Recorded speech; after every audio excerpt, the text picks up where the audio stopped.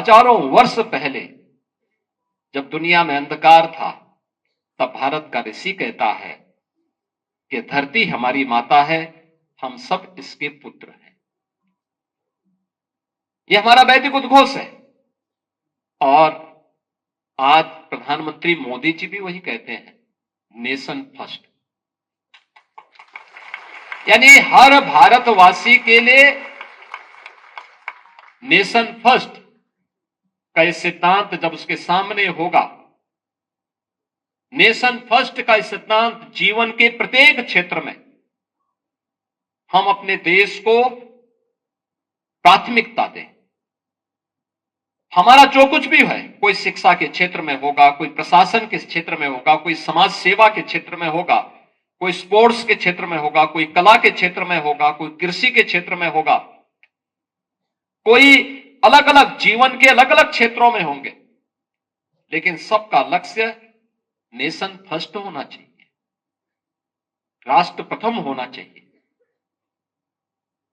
यह काम केवल देश के नेतृत्व का ही नहीं है, केवल सुरक्षा बलों के जवानों का ही नहीं है, प्रशासन में बैठे हुए लोगों का ही नहीं है। यह कार्य उससे भी महत्वपूर्ण एक शिक्षक का होना चाहिए। उसके लिए क्या है? राष्ट्र प्रथम है।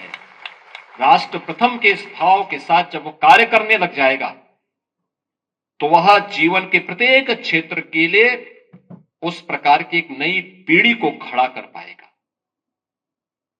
उस पीढ़ी को खड़ा करने में वह सहायक होगा।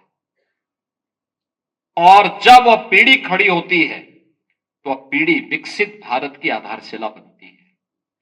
विकसित भारत, एक ऐसा भारत जिस भारत में सबकी सुरक्षा की गारंटी भी है, सबकी समृद्धि की गारंटी भी है और सबकी खुशहाली की गारंटी भी है।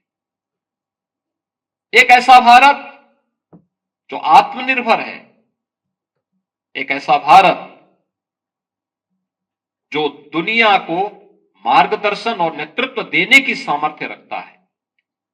उस भारत के लिए जो प्रधानमंत्री मोदी जी ने देश की आजादी के अमृत महोत्सव वर्ष के अवसर पर जो संकल्प हम सबको दिया था, पूरे भारतवासियों को दिया था, उस संकल्प के साथ जुड़ने के लिए हम सब को प्राथमिकता के आधार पर कार्य करना होगा।